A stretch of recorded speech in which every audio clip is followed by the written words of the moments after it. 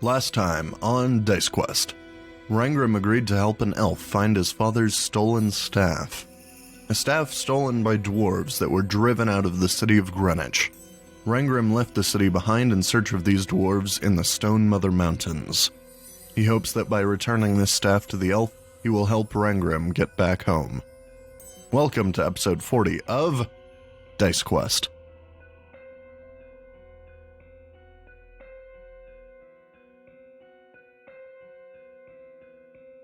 No boiling water for you.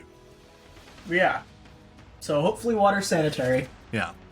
You don't feel sick, so you don't die of dysentery on your way to Oregon, so good news.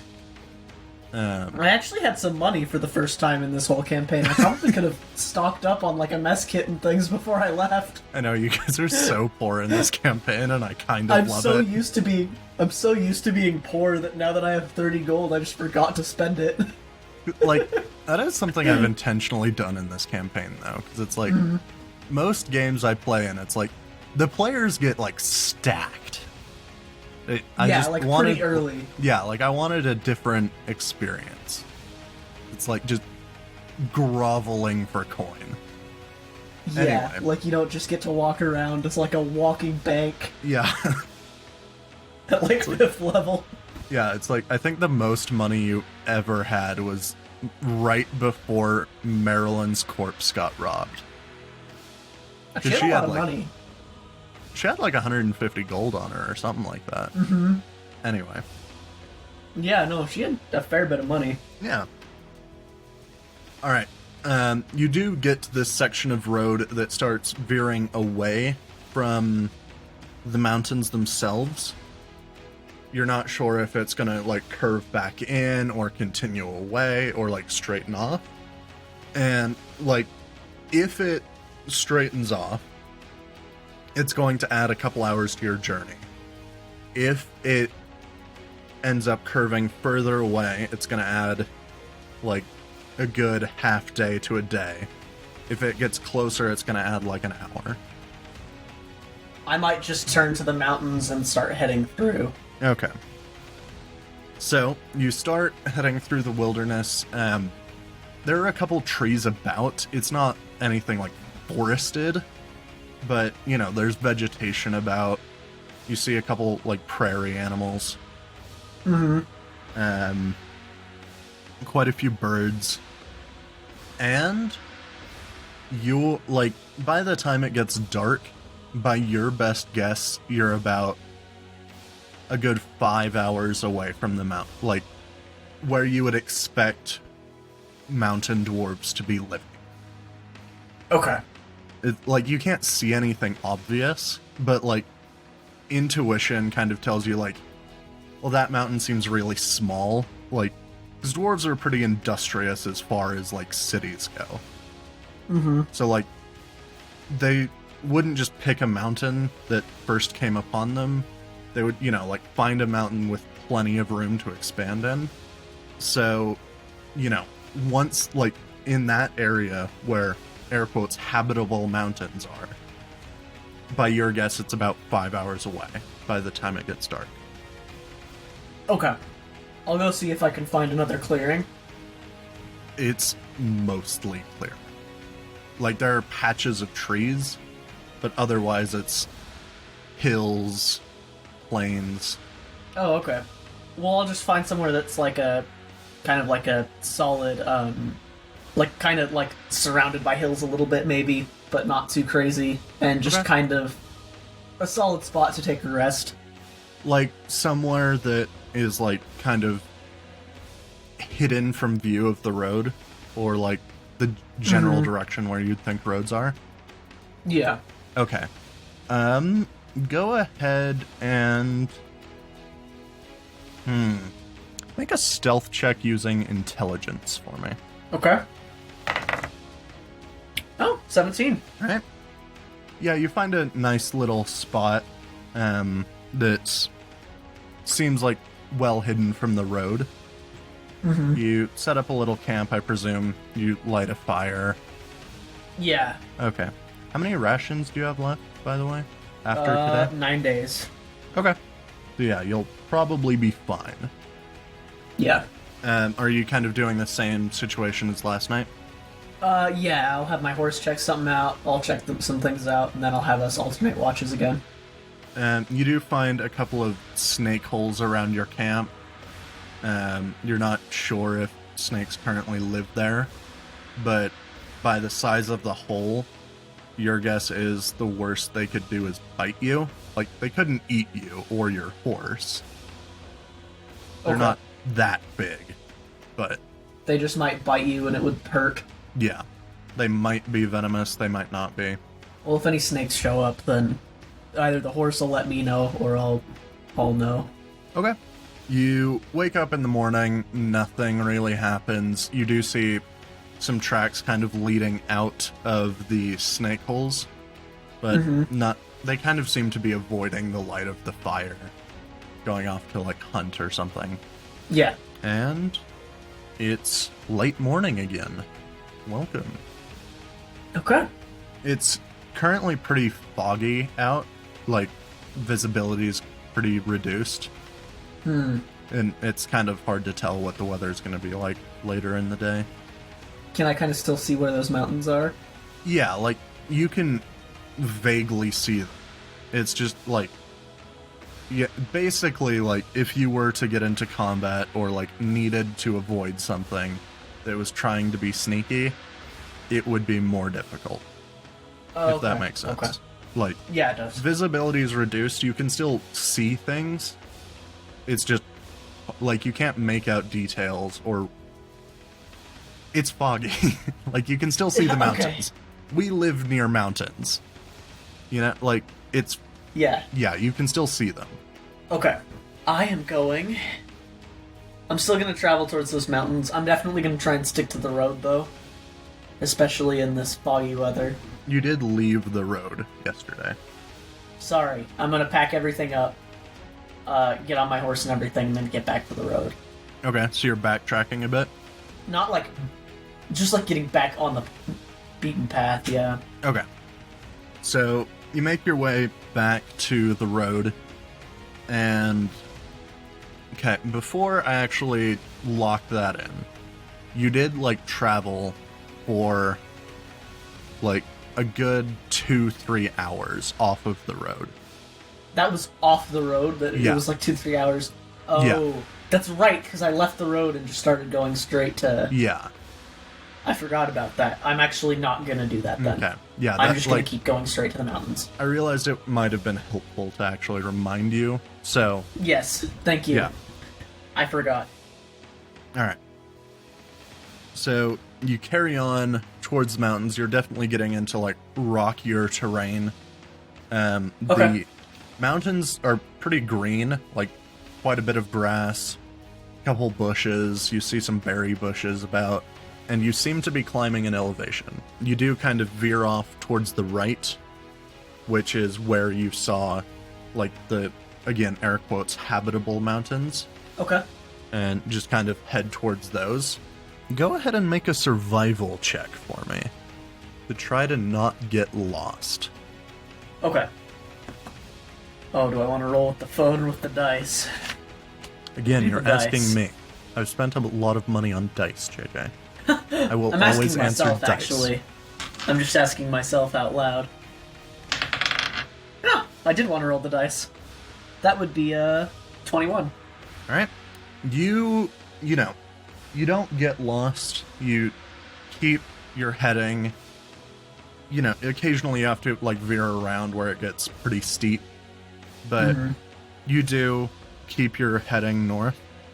And after a while, you don't see anyone, but you do hear some voices in, like, very broken common with a clear dwarvish accent. Who goes there? Looking for the Stonemother Mountains? What language do you say that in? Dwarvish. Friend or foe? They respond in dwarvish. Really quickly, I actually kind of wanted to set up some stuff outside of camp and then scout around You're still before like I actually... you're still in like early afternoon, like late afternoon, early evening. So, like, it's not dark and you're not tired. Your horse doesn't need a rest. But if you want to set up camp, you're free to. Well, I was just thinking I might scout, but you know what? I actually don't know if I'll just be like, friend. Hey, why do you come here? Have it from a source that, dwarves live here. Wanted to find some more of my own. And you start to see, like, a couple of dwarves, like, step out from behind rocks. They're all carrying big axes, hammers, glaives.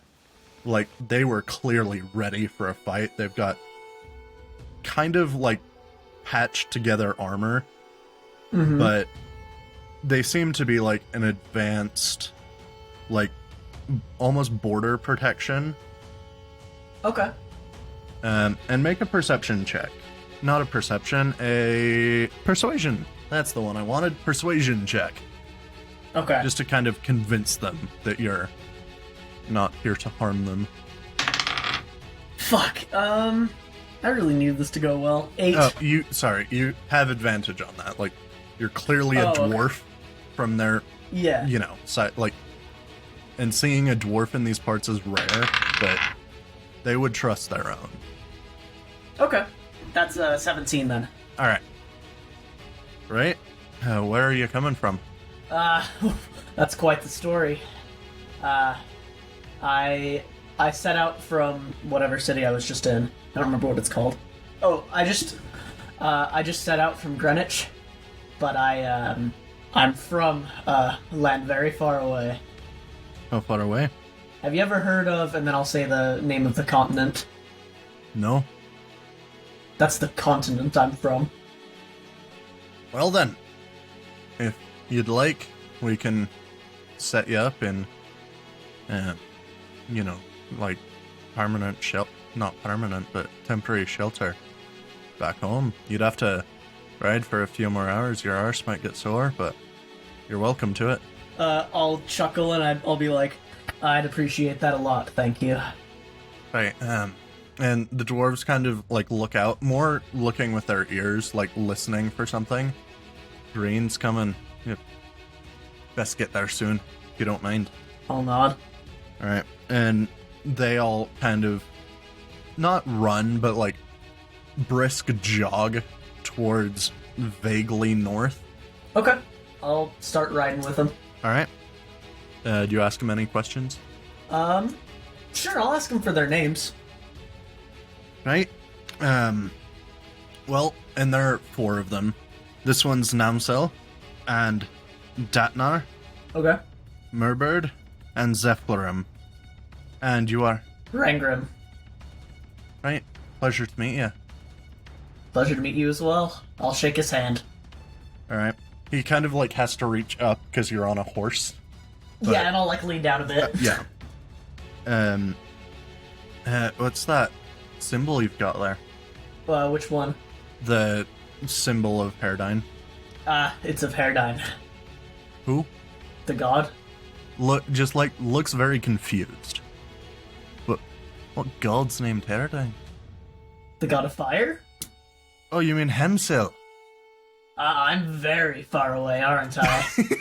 I mean, we learned a bit about the gods, but, I mean, not symbols or anything. Not too super religious. This is the symbol of Herdine. Well, never heard of him, but I'm sure he's a pleasant fellow. Hemsil. I mean, is Herdine a pleasant fellow? I guess that depends on your interpretation. I'll kind of chuckle and be like, depends on your interpretation of pleasant. Well, we don't worship many gods, but there are few enough of us left that we don't care if you do or don't. You are riding with these guys for a couple hours, so if there's anything else you want to ask, go ahead. Or we can just fast forward and get there. Let's see, what else do I want to ask? I'll be like, how long have you lived in these mountains? Oh, well, let's see.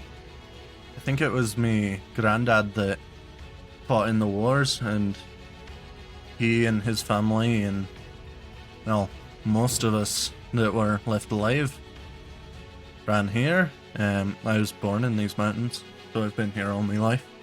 But, well, we're still a bit pissed off, frankly. Anger takes a while to die. Sounds like the elves and dwarves of Greenwich had quite the falling out, let's say. Falling out, they're all bastards. I love being a dwarf as a DM. It's so much fun. Yeah. I'll just... Rangrim will chuckle along with that. I'll be like, so what do you do in Stonemother Mountains? Mostly we try to stave off disease. There are a couple of us who have tried their hand at sorcery and magic and the like. I mean, most of us just try to survive, to be honest. Some of us, like, Zephyrim over there, he sneaks out at nights and cuts the ears off elves, if you know what I'm saying. Ah, I do. And, like, full-on Witcher Netflix series, he pulls up, like, this necklace just with tons of elven-looking ears, just, like, mummified on. And he's like, not a joke. Rangrim will acknowledge that. Alright. Anything else? Or are we fast-forwarding? See, I wish that, by trade, I was not a stoneworker, because I feel like it would be so helpful to people if I was a blacksmith. I mean, presumably these dwarves work on stone. Yeah, but, I could, help them fix their armor, you know? As opposed to just making cool stone stuff. But regardless, that's okay. We can just fast forward until we get to town. Alright, so after a couple hours ride, you guys make it into this shanty town. Stormforge was like this massive, grand opening in the mountains, like curtains had been pulled back. Yeah, this town is like a pit in the ground. Like, there are a couple houses above ground. Some, streets have stairs going down to, a lower level. By mountain dwarf standards, at least what you've experienced, this is rough. Okay. This is not, yeah, we love, living. This is, well, we didn't like it raining on our heads. And we didn't have anywhere else to go. Okay. So, they make it, well, welcome to town. Alright, I'll start having a look around, see what I can see. Alright. You're free anywhere. Just don't piss people off, I guess. Alright. And we'll see about lodging for you. Ah, thank you. If you want to live here permanently, I mean, I guess a couple of us could help you dig out a hole. I appreciate it, but I have to find a way to get back to where I'm from. Right, of course. I have business there. Alright. What are you looking around for? Just see what's here. There seems to be, a makeshift blacksmith's hut. This is one of the above-ground structures. But it's tiny. The forge is barely functioning. It's enough to warp metal, but not really forge it. So it's okay. By your guess, most of the stuff they'd be doing here is, repairing old armor, and not particularly well repairing it. Just kind of well, can't have this hole in our breastplate, so... We'll just put some metal on top of it. Yeah, and melt it together as best as we can. Okay. And it, fixing chips and cracks and blades, but not forging magnificent pieces of armor. There are quite a few farming fields, but other than that, it's mostly houses. There are a couple what seem to be barracks for Nesmel and all these other folk who go out and kind of make sure no one's coming to kill them all. Yeah, that makes sense. Let's see, so the guy wants me to look for the staff. Not sure whether or not I'm getting it back to him yet, but... And it is starting to rain. Not super heavily, but it has started to rain. fog is partly cleared up. Okay. I'm gonna wait for these guys to come back and let me know about lodging. All right. And after a couple of minutes, they come back. Yeah, you can stay in Alok's house. He's out for a couple of weeks. Thank you. And then as they're like, and then I'm gonna be like, hey, this lodging, I think I owe you a drink. Would you like to get together and shoot the shit or something for a little bit? And he kind of looks around. Yeah, I guess we could scurry up something to drink around here. Probably not going to be the best ale or mead you've had, but might be alcoholic. Fair enough, that's good enough for me. Alright. I guess we'll meet you in Elvic's house, and they kind of like show you to where it is. It's in one of these like inset streets.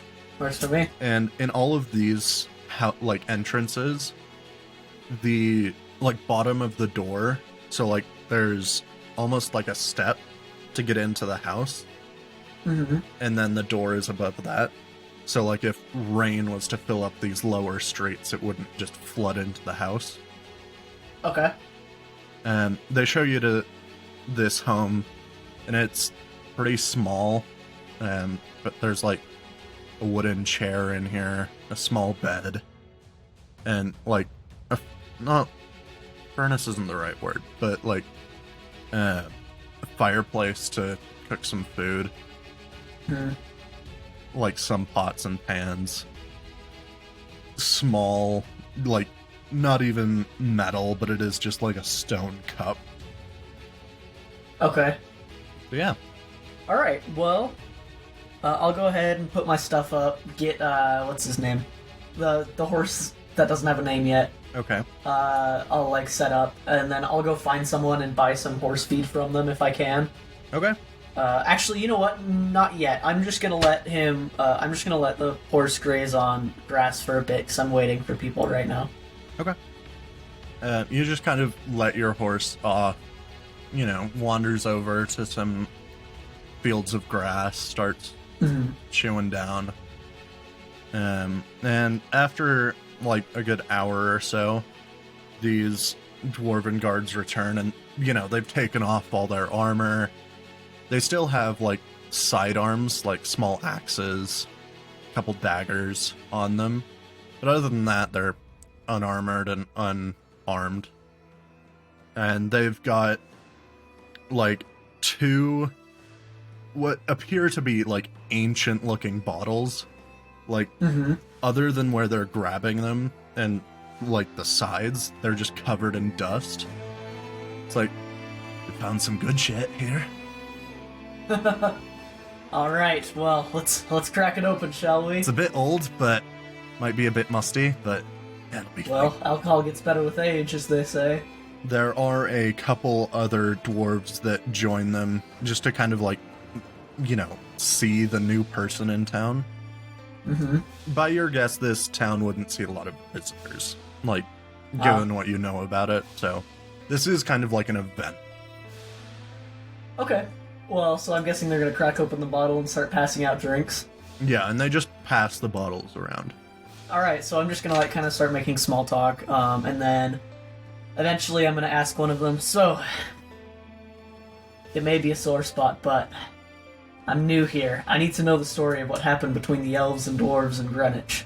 How long are you waiting to ask this? Like, until they're plastered, or like they're tipsy, or like Probably just a like couple until they've loosened up a bit. Okay. But aren't like drunk. Okay. And also once I've kind of, become more their friend, I guess. Okay. And these dwarves just, like, quite a few of them start, like, talking at once, but you gather that, like, basically from what they're telling you, these elves felt like the town should belong to them, and there was always kind of, like, this underlying feud between the two that just kind of finally erupted. And there were more elves than dwarves, and the elves had better weaponry. Dwarves tended to be poorer.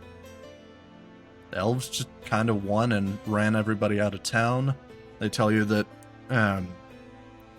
about a third of the dwarven population tried to escape by boat, but they shot flaming arrows and burned pretty much every boat that left port that they even suspected had a dwarf aboard. Mm-hmm. And the rest came here. And, like, a lot of them died in the flee. They were hunted down. They're still being hunted down. So, that's kind of what you gather from this cacophony of shouting. And, like, this room is, like, packed with dwarves as well. Like, there are maybe 10 of you, but this room was made to, like, hold 5 at the most. Like, it fits 5 comfortably, 10 not even kind of comfortably. But they don't seem to mind. Like, you can still make your way around. But... Do you have any stories of any adventures you've been on, or any... The greatest adventure we've been on is, wandering out in the lower mountains for about a week. Saw a bear once. Do your people here have any stories of any dwarven heroes? Heroes? I guess the best hero story we've got was the bastard who put Ropeneg down. I'll ask him for that story. Well, this was during the war in Greenwich. Well, fortunately, he was captured shortly after. But this, and it's like, it seems like they're not saying his name kind of out of, like, a solemn respect. Mm-hmm. Like, it was kind of like the feeling of everybody, and in a way, it's, like, respectful not to point out who exactly did it. Like, you can always ask for the name. You're free to do that. But they say, yeah, he snuck into Ropeneg's house. He's kind of the, like, leader of the elves back there. And, well, when a 30-pound cudgel meets a sleeping elf's head, beauty. Oh, could only imagine the room. Must have been great. Rangrim will be like, And it's, like, right. Very apparent that there is still, like, burning hatred. For elves? Yeah, for the elves in these dwarves. Like, they just described this extremely brutal murder like they were fireworks. Yeah. Okay. Alright, I'm gonna be like, alright. Well, I guess I'm gonna tell you, I suppose it's not much of a story, but I'll give you a bit of a tale about one of the areas I've been to. It's called Stormforge. Right. It was a land of dwarves, a city, a massive city. And then I'll kind of, like, explain to them sort of how all of these systems worked, in the city, and how they had, like, the really big upper class, and all about the Stormforge family. I'll tell them about how I was playing cards with these nobles. And these nobles were just, like, so, like, obnoxiously rich that they thought that 25 gold pieces was a small bet playing for fun with cards. They're like, and that's where you're from, is it? No, this is just somewhere where I've been. No, I'm from a town, Whitewater. I was a stoneworker. We've got a couple stoneworkers. They've got a little patch of land they like to work at. They don't do much, frankly. They kind of mostly build the houses, but their free time they do a bit. Well, maybe I'll maybe I'll speak to them sometime. You should. No, Stormforge was somewhere we only passed through. But, it was a wonder to behold. Yeah, it sounds like it. Us dwarves, we're capable of great works.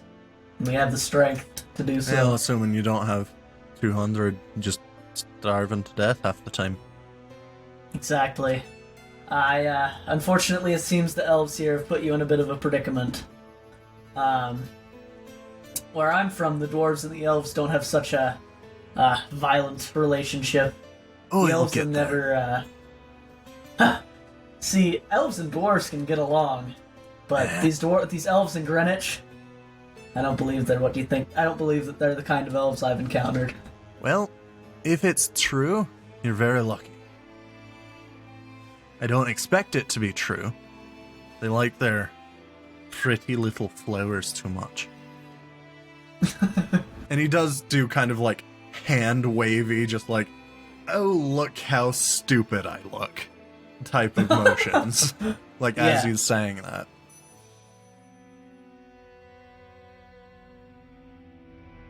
I hope everyone's been enjoying this little aside with Rangrim experiencing life as a poor and starving dwarf. We've both been having a lot of fun with this little experiment. The next episode of Dice Quest will be released on the 2nd of September. Thank you for listening, we hope you're staying safe, and enjoy what remains of episode 40.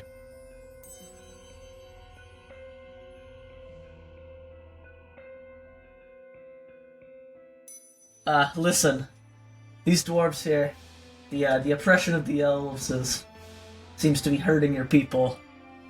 And I may be able to bring you back to where I'm from, where you can live lives of a bit more prosperity, if you'd like. Well, we would. It hurts me to see my own people suffering. We would, but frankly, we've lived here all our lives. Our parents lived here all their lives. Not here, but, around here. In Greenwich? Can't just leave that behind. I understand. Lineage. Are there artifacts you could bring with you that might help you remember them? Oh yeah, there's plenty, but, it's one thing, traveling away from it, but it's something entirely leaving you. Something different entirely. I guess I understand, and then I'll kind of start explaining to them how what it was like kind of when I left home. I'll kind of start telling them about how I was becoming a paladin of Paradigm, and because of it I had to leave Whitewater behind. And it was hard, but I gained a lot of experience and knowledge from that, leaving of my home. That as much as I miss my homeland, I don't know if I would trade it for much. So, I'm glad you told me, what you were getting across, but I want to hear this story. Let's hear this in character. I'm both curious and excited to hear, Rangrim's point of view of leaving home.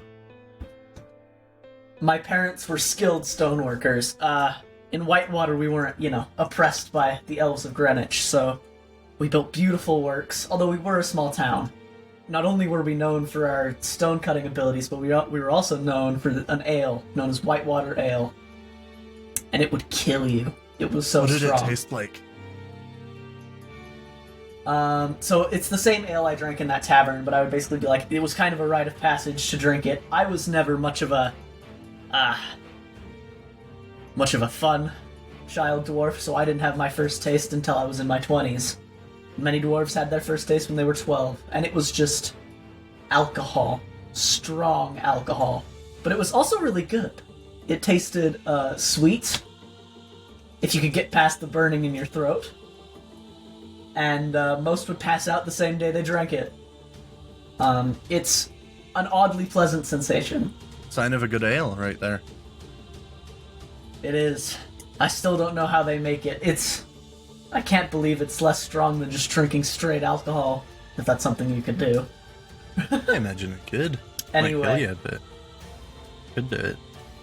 Although I was a bit of a prude, I was a very talented stoneworker. My parents were very proud of me, but I found out I had different callings one day when in a dream I saw great fire in a land I'd never seen before. The land of Snow Castle. Different city. You might see it if you come with me. But anyway, not relevant. And at that point, I went, and the next day, a priest of Herdine entered our town. Now, my parents...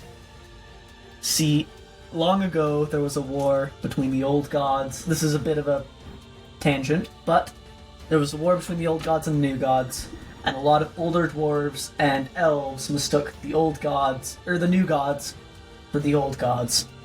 And my parents were such people. They hated the gods, they hated religion, and they hated most things, anything that had to do with religious practices or clerics or anything like that. One time I was sick and a cleric offered to heal me. I almost died, rather than let that happen. Regardless, met this priest. He began to train me in fighting, and he began to teach me the ways of this god. Now, I believe here you call him Hemzil, yes? I mean, that's what we call the god of fire. We don't know much, frankly. Don't have enough time to worship gods, and a bit busy, but... Makes sense.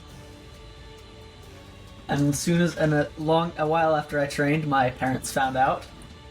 But about that time, I had decided I was to become a traveler for an organization known as the Divine Watch. I don't know if they have a presence here. Never heard of them. Probably not then. And I had to explain to my parents that I had to leave town. They never really said goodbye to me. I hope one day I can reconcile for that, but they're many, many leagues away now.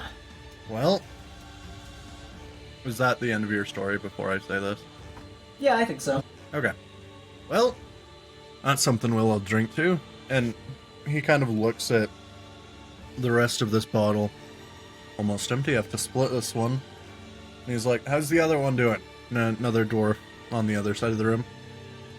Enough for 5 of us about. Right? Pass it round then. Can I use create food and water to make this wine last longer? I didn't tell you what it was, but it is like corn whiskey. Oh, okay. Is it good? And no, it's all right. It's Okay. not great, but it's all right. Given like kind of the state of everything in this town, your guess is like this is kind of like the best they have here. Mm-hmm. Well, at least was the best they had here. And yeah, they just kind of pass these 2 bottles around and finish off the last bit of these 2 bottles. All right. What are they talking about now that I'm done with my story? I mean, they're honestly just interested in what you have to say. So, like, if you want to ask them anything, you can. I'll be like, well, would you like me to tell you anything else about where I'm from? I mean, any of us have anything to do in the morning? And one dwarf kind of like raises his hand. Gotta work the fields in the morning. Yeah, you best go then. It's getting a bit late. And he kind of like shuffles his way out. And the rest are like, the rest of us are just scouts. We're off for the next 2 weeks, so if you have any stories, we'd happy to hear it. Let's see, what story should I tell him? Maybe I'll tell him of how I got here in the first place. Okay. Since that's something that has actually been covered in the podcast, I don't think we need to go. Like, you actually tell that story now. So I'll regale them of the tale of how we went to the story and I accidentally cast a spell when I wasn't supposed to try and heal myself. Okay. And I got teleported to a town that hates dwarves. So you do, like, make it obvious that it was, like, you made a mistake. Yeah. Okay, so you don't really bend the truth at all. No. Okay. Alright. They're like, well, shit. Do you know how far away your home is? Far enough away that even the continent I'm from isn't recognized here. Yeah, guess that's true. I'm looking for a way back. Yeah, I mean, not much we can do here. Like, best mage we've got isn't capable of, doing anything super special. I'll think for a second, and I'll be like, actually, you may be able to help me, but I can't ask you to help me without you helping me yourself, or without me helping you as well. Right? What do you need?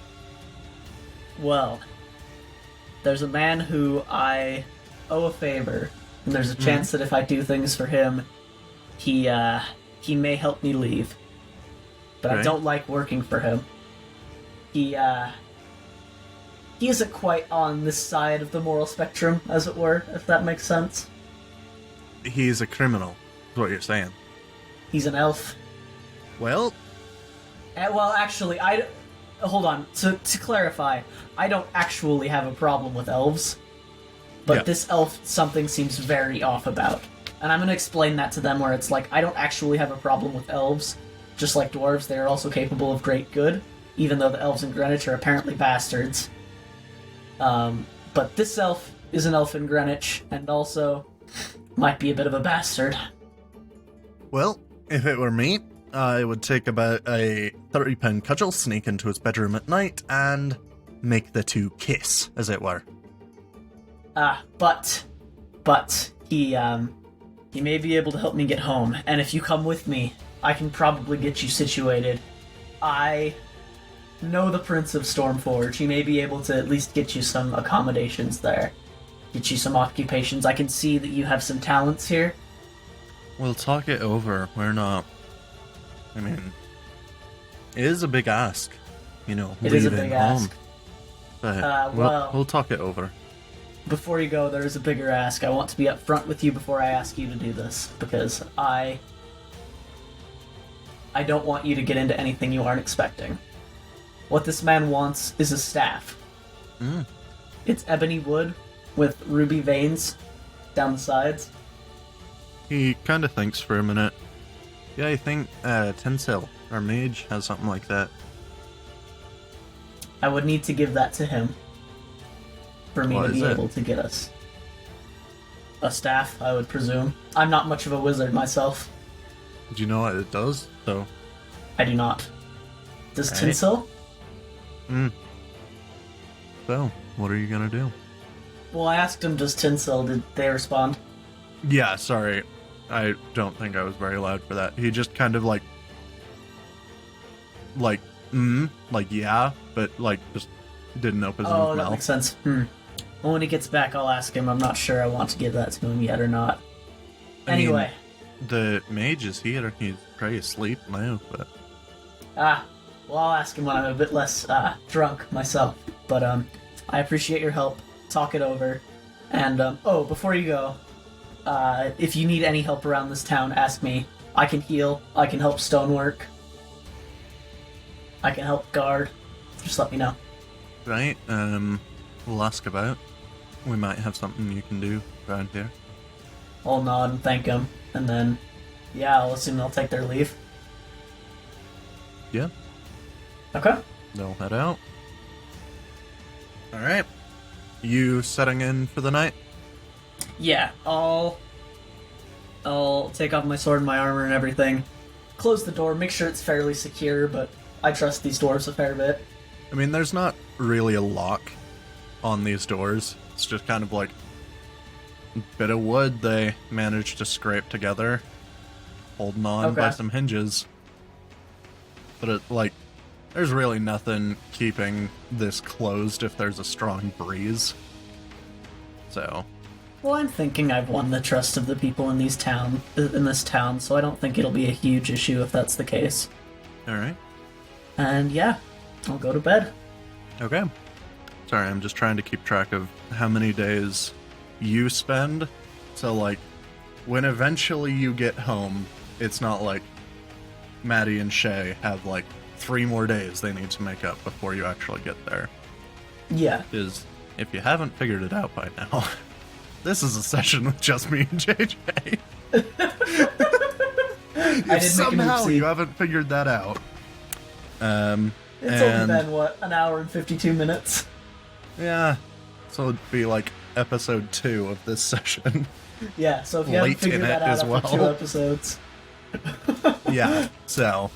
And this is probably the one after one with Maddie and Shay, right? Yeah, like that's my plan. Because I got like a month and a half before I need to put out another need to record another session. Like before I hit this session, I got 3 more episodes.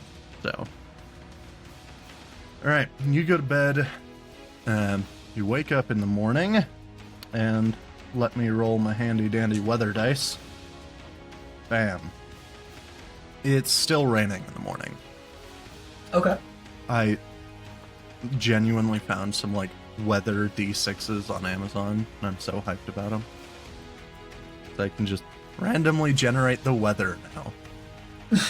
And I will actually remember to include the weather. Makes sense. Anyway. Yeah, it's still raining in the morning. Yeah. You're awake. Okay. Well, I'm awake. I'm gonna... You know what? I'm gonna go over to the stoneworkers and see what's going on over there. Alright. Actually, I lied. I need to eat. Okay. Sorry to, juke you out there. No, you're fine. Okay.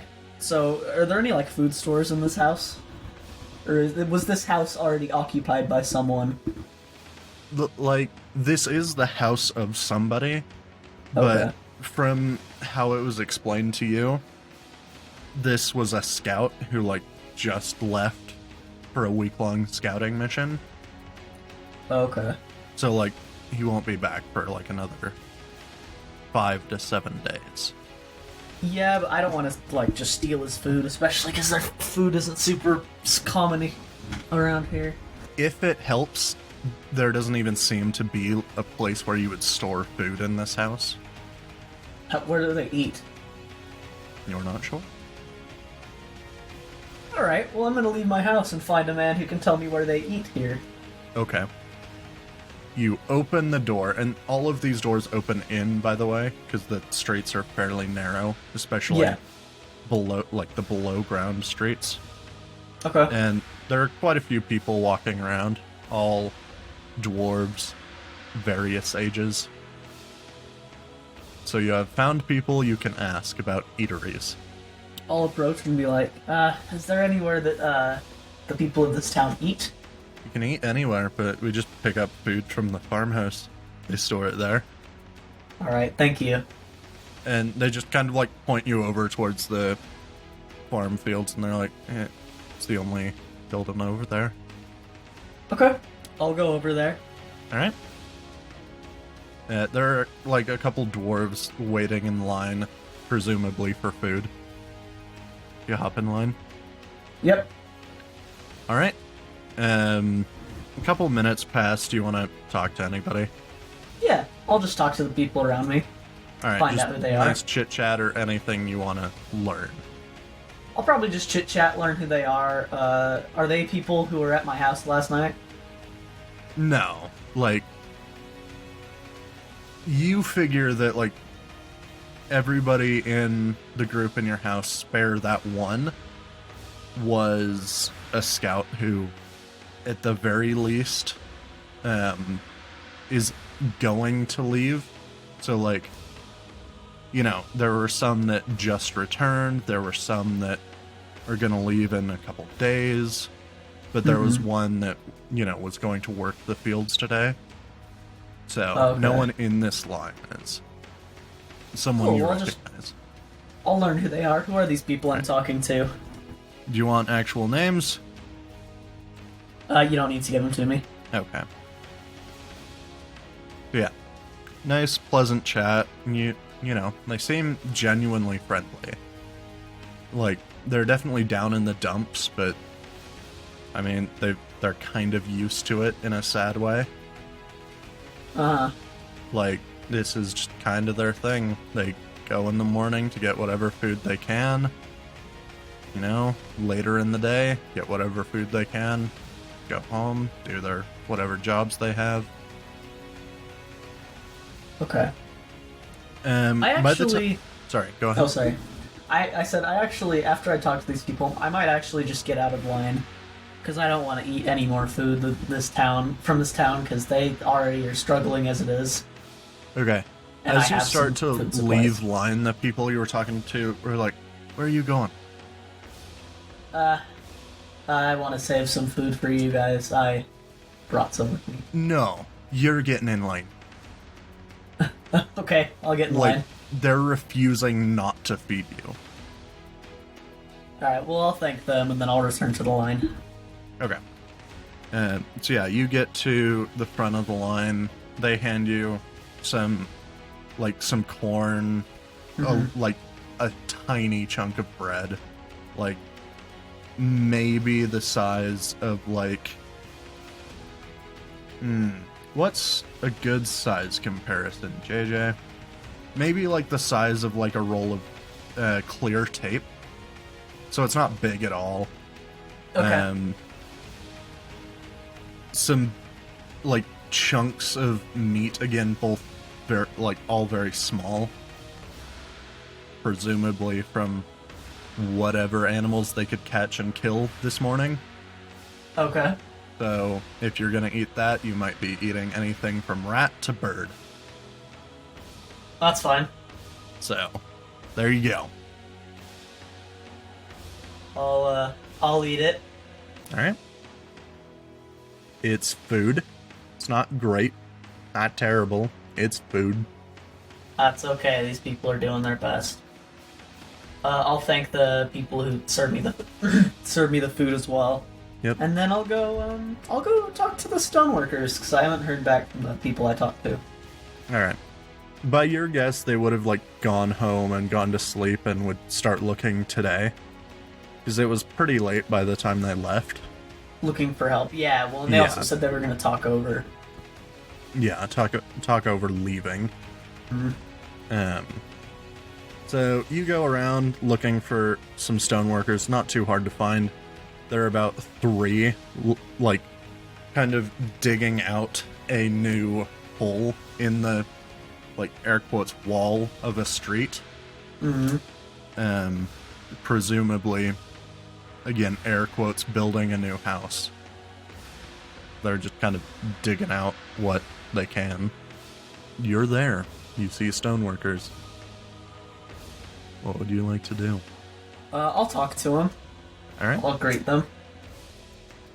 Right? Oh, you're the new one in town, aren't you?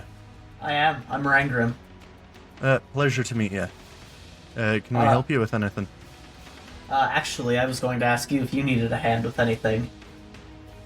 No, we've almost got this done, and this is the only new building we've got to put up in a good few days, so yeah, we're fine. I guess until someone has a baby or whatever. Who knows what that'll be. Okay, I'll be like, okay, that works. Just wanted to ask, I'm a stoneworker by trade myself, or at least before I was a paladin, and so it's good to see more people keeping the tradition alive. Oh, we've always wanted to meet like proper stoneworkers. Like our grandfathers were like proper stoneworkers, and say, you know, they had amazing things that they've managed to bring. But like, I mean, you do what you can when you're trained by someone whose only job their entire life was digging out holes and putting rocks on top of each other if it's above ground. Well, tell you what, when you're done building that house, maybe I can show you some things that I learned. And they kind of like talk amongst themselves quickly. Yeah, that'd be great. Figure we'll be done here tomorrow if the woodchopper gets here tonight. Well, I'll check in with you tomorrow then. Right, see you then. Okay. And then I'll head out. What else am I gonna do today? So I visited the stoneworkers, which I wanted to do. I'm gonna let the scouts go about their day, though I'm guessing they'll find me if they wanna... Oh, you know what? Oh, but they don't have a lot of supplies in this town. So I probably don't have a lot of horse feed. I think horsey haven't boy seen can... a single horse other than your own here as well. So they probably don't have horse feed. Yeah, like, not even as, like, like, not even as farm animals. Mm-hmm. Like, it seems like they do everything themselves, like, no animals to pull. God, whatever the things are called that just slipped my mind. Yeah, like, every farming thing is done by hand, as far as you can tell. Okay. Every stone carried, done by hand. Every bit of wood, again, by hand. Did you want to go see that mage? Yes, I did. Tinsel. That's right. That's what I still needed to do today. I'm gonna go visit Tinsel. Okay. So you walk around, you ask a couple people, and they all just say, "Look for the toad on the door." And Okay. And, you know, they also, like, point you in a general direction. Mm-hmm. And you find it. This is one of the above-ground buildings. And there is, like, burned into the wood of the door, a picture of a toad. It's not extremely well done, but it's there. What would you like to do? I'll knock on his door. You hear from inside, "Who the fuck knocks in this town?" I'll chuckle, "Reggie, is that you?" and I'll be like, "Nah, I'm the new guy." "Oh, okay. Right, that would make sense. Come on in. None of us knock here. Doors just swing." Alright. Sorry, where I'm from, normally that's polite. I mean, it would be polite, but, I mean, doors just open. Might as well open them. Makes sense. Well, it's nice And, to like, meet you, when Tinsel. you were knocking, it was, like, swinging open with every knock. It was, like, weird to knock on it, even. Yeah, because it, like, it gave almost completely. Mm-hmm.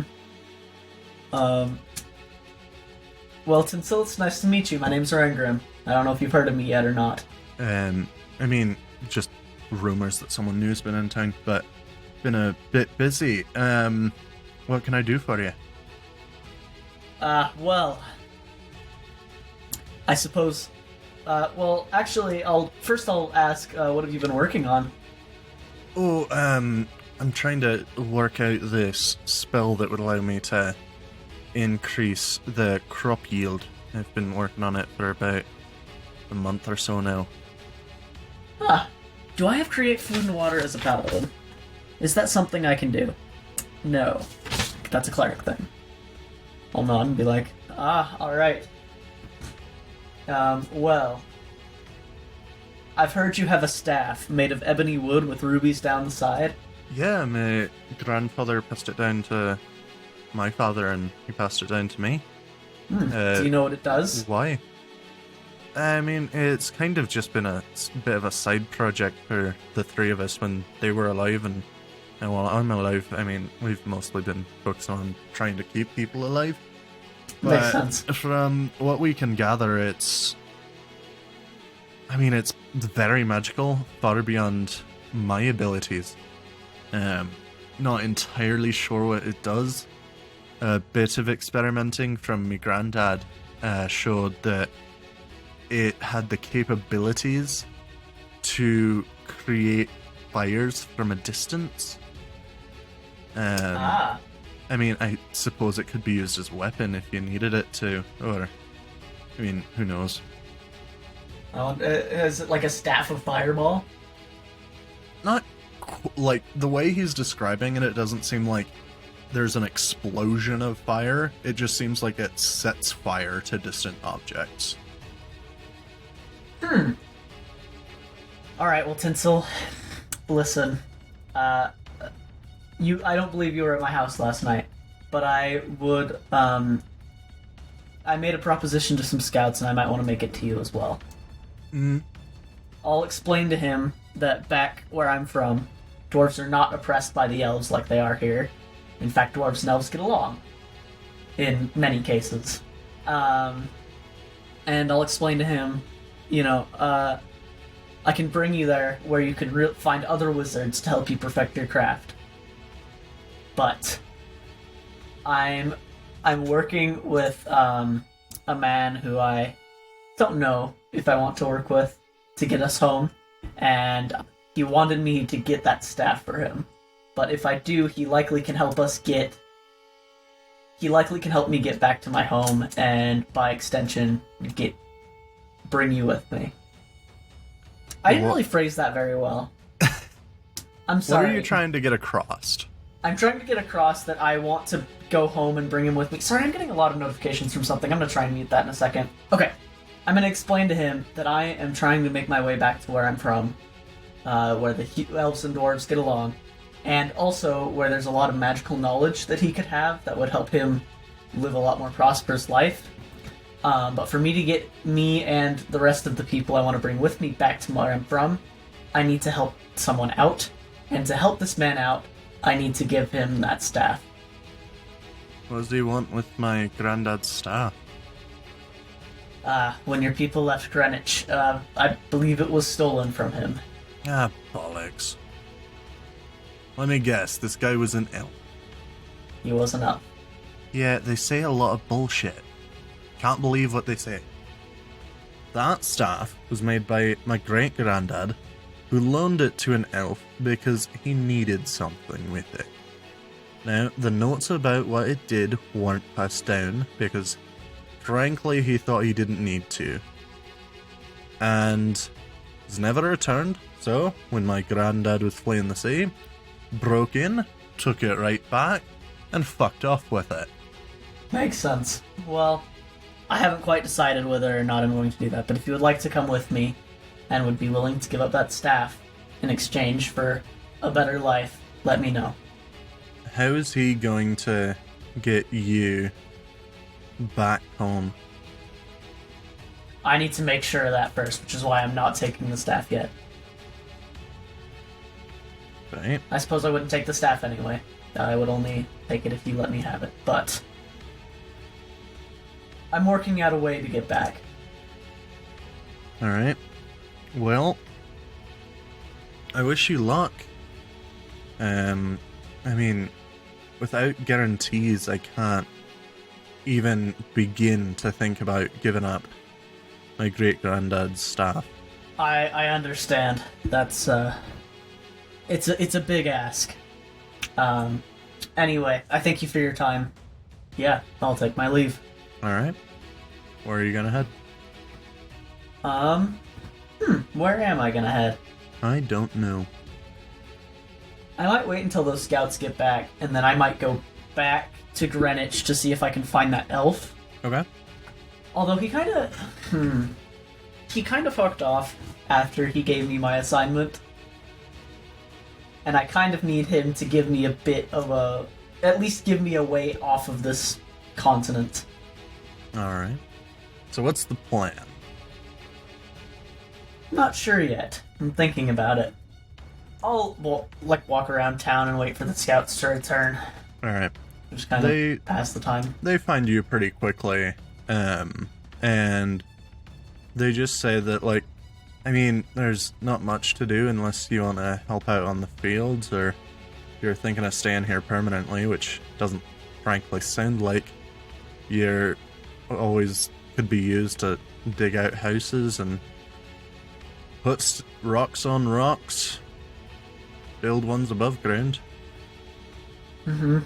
Doesn't seem like that's what you want out of your life, though. So. I'm trying to get back to where I'm from. Yeah, and we have a town meeting in the morning, and we'll ask about, leaving and going somewhere that might be a bit more prosperous. But again, we would need a guarantee out if we accepted. For all of us. I also would need a guarantee before I make any decisions. What I'm going to do is, I have some business tomorrow, but the next day I'm going to set back out to Greenwich to meet with this man, and I'll work some things out. And then I'll return to you with the news. Alright. And then I am working with the leather workers tomorrow, once they've finished digging out that house. Sorry, not leather workers, stone workers. Yeah, I was about to say. They don't build houses out of leather. So, I assume you get back in line for food later in the day for like dinner. Yeah. Again, it's a bit more food for dinner than it was for breakfast, but like if you had to eat this every day of your life, you'd probably be going to bed hungry almost every day. 'Cause, like, it's enough to survive, but it's not enough to thrive. Presumably you go to bed. Yeah? Yeah. Anything else you want to do today before night? Or before you fall asleep? Make sure my horse is doing okay. Yeah, seems pretty happy. Just wandering around, eating grass. Okay. Well, sounds like he's doing well then. I'll pet him, communicate with him, ask him if he's okay.